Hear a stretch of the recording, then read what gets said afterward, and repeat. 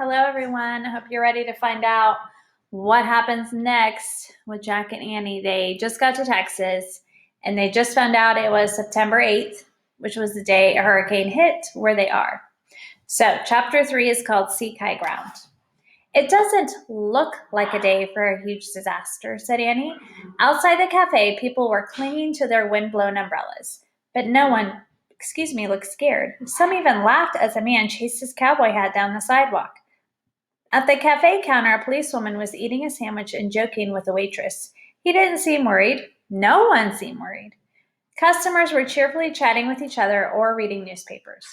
What does the newspaper say? Asked Annie. I'll check, said Jack. He jumped up and grabbed a copy of the Galveston Daily News from an empty table. He sat back down and scanned the front page. Near the bottom was a small headline, Storm in the Gulf. Listen, Jack said to Annie, and he read aloud. The awaited Gulf storm has moved north over Cuba. The Weather Bureau reports no new information about the storm's movements. Most likely, it'll change its course before reaching Texas. Jack put down the paper. Well, that's so wrong because it's heading straight for Galveston. I don't get it, said Annie. Why doesn't the Weather Bureau know that a terrible hurricane is coming? I guess because in 1900 they didn't have a radar or satellites. They didn't have computers or TVs or weather apps or, okay, I got it, said Annie. So Jack picked up their book again. His heart was racing as he read. On September 8th, Galveston was completely unprepared for a terrible hurricane. For 8 hours, raging winds and water rushed across the island. Thousands of lives were lost in the storm surge. Thousands of lives? That's terrible, said Annie. What's a storm surge? It's when high winds push the ocean water over land, said Jack.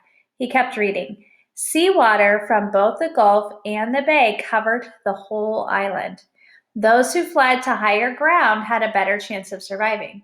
Many found safety in tall, sturdy buildings such as the Tremont House Hotel and the Ursuline Academy. Oh, Morgan's message makes perfect sense now. We have to help people. We literally have to tell them to seek high ground now and do not delay. She turned back to the elderly couple at the next table. So here's Jack and Annie talking to that elderly couple. Let's see if she tells them to go to high ground. Excuse me, but we have information that a powerful hurricane is coming here today. Everyone needs to seek high ground. Or go to Tremont House, said Jack, or Ursuline Academy. The woman smiled at them.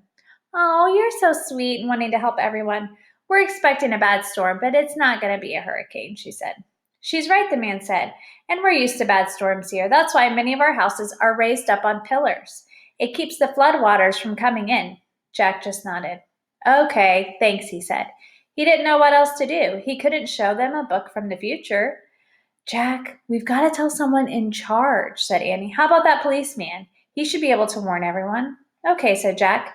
Jack put down their Texas book into the knapsack, and Annie grabbed their umbrella, and they hurried over to the policeman. Excuse me, sir, said Annie. We have reliable information that Galveston is about to have the worst natural disaster in U.S. history. That's right, sir, said Jack, trying to stay calm. Everyone needs to seek higher ground or find shelter in tall, sturdy buildings. The jolly-looking policeman grinned. And where did you kids get your information? Someone told us, said Jack. Someone really smart. Well, shame on them for scaring you, the policeman said. I spoke to our local weatherman this morning. He said we're going to have strong winds and some bad rain, but nothing more. He's wrong, sir. We're telling you facts. Oh, I don't want you to worry, little girl, the policeman said kindly. Why don't you just go have fun with all the young folks down in the Strand? They're having a grand time watching the big waves roll in. I was just down there. Annie whirled back to Jack. The Strand? That's the lowest place in Galveston. Oh, no, said Jack. We have to go warn them. Thanks for the tip, Annie said to the policeman. Then she and Jack raced out to into the driving rain. Water was rushing down the sidewalk, and Jack struggled to open their huge umbrella. But the wind yanked it from his hands and carried it down the block. Oh, no, there goes the umbrella, said Jack. That's okay, said Annie. We're already soaking wet anyway. With the rain pounding them, Jack and Annie started down 25th Street toward the Strip. The storm is getting bad, shouted Annie. Yeah, and it's going to get a lot worse, said Jack. The wind pushed them down the street to the waterfront. Clam shacks, candy stores, and gift shops all lined the boardwalk along the Strand. A crowd of sightseers, young and old, stood on the beach cheering on the huge waves. The waves hit a long pier and salt water shot into the air. The water splashed against bathhouses on the pier where swimmers were changing their clothes in sunny weather. Where they did change their clothes when it was sunny weather.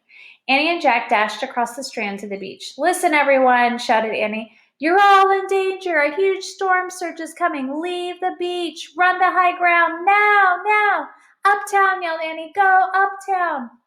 Jack and Annie both yelled as loudly as they could, but no one seemed to hear them over the roar of waves. So Jack moved closer to the crowd. "Listen, listen, everyone. A terrible storm is coming. The worst natural disaster in U.S. history." "Jack," screamed Annie. "Jack, look, the storm surge." Jack turned around. Out at sea, the waves were gigantic. The storm surge has begun. Dun, dun, dun. That takes us to chapter 4 called The Flood. Uh-oh. The giant waves slammed over the pier. They completely destroyed the bathhouses. Their broken wooden planks crashed into the sea. The people on the beach were screaming. They tried to flee from the incoming waves. Jack and Annie ran with a crowd of people across the Strand to the boardwalk. The surging waves rolled after them. Seawater swept over the beach across the Strand. It covered the boardwalk and it flooded the shops. Jack and Annie began wading through the crowd up 25th Street. The water was knee-deep and rising fast. People rushed out of flooded stores and houses. They carried their pets, their children, in suitcases. They joined the others heading towards higher ground. Jack saw a toddler slip from a man's shoulders and land in the churning seawater. So Jack grabbed the boy and pulled him out of the water. "Oh, thank you," the boy's father cried. "Are you alone? Do you need help?" "No, thanks," said Jack. "Buddy, Bailey," a girl screamed. Her 2 small dogs had slipped out of a basket. So Jack and Annie scooped up the dogs. And look, this reminds me of what's on the cover. Jack and Annie running through the flood holding the dogs, which looks like what was on the front of our book here. So that we're to that part now.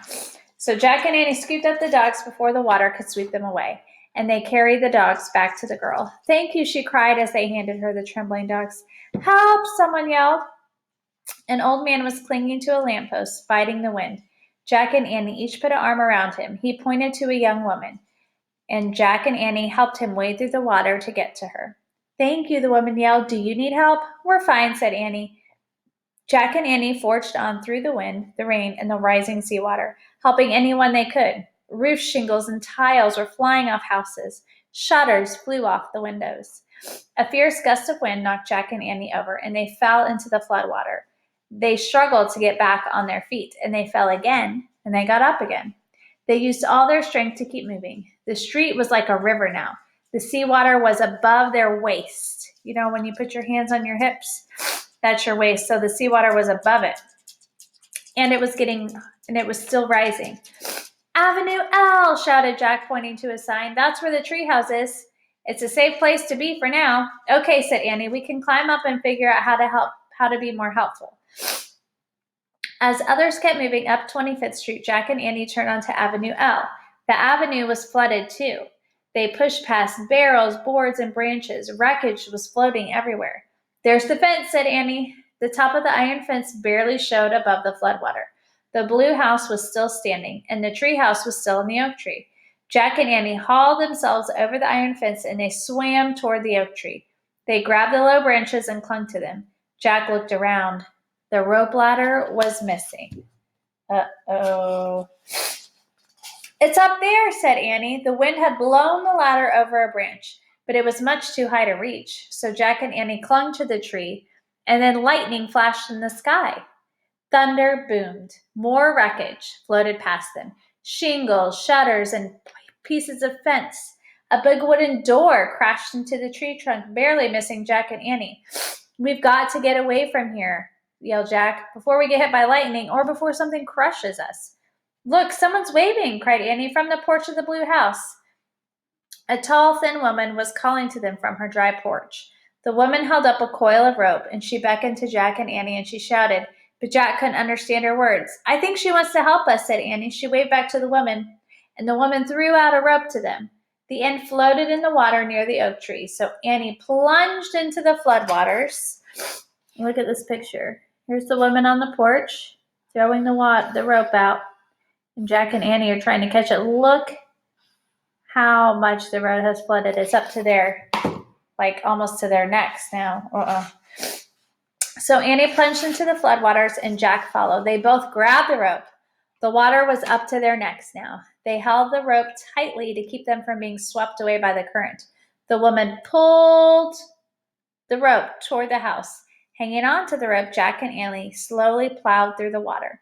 When they reached the steps, they dragged themselves up to the porch. The woman dropped the rope and opened her front door. "Come in," she cried. She pulled Jack and Annie into her house. Then she slammed the door against the storm. Dun, dun, dun. That takes us to chapter 5. And it says Rose and Lily. And I'm going to guess that those are people's names. They're also names of flowers, but I'm thinking it's the name of people. So I wonder what Jack and Annie are going to do now. We're still in the middle of the book, and they still have to tell people to get to higher ground. So I wonder if they're going to be able to get out of this house and help anybody else, or are they going to be stuck in the house till the storm is over? What do you think is going to happen? Tune in tomorrow and we'll find out if your predictions are right. All right, friends, I'll see you tomorrow. Have a good day. Bye.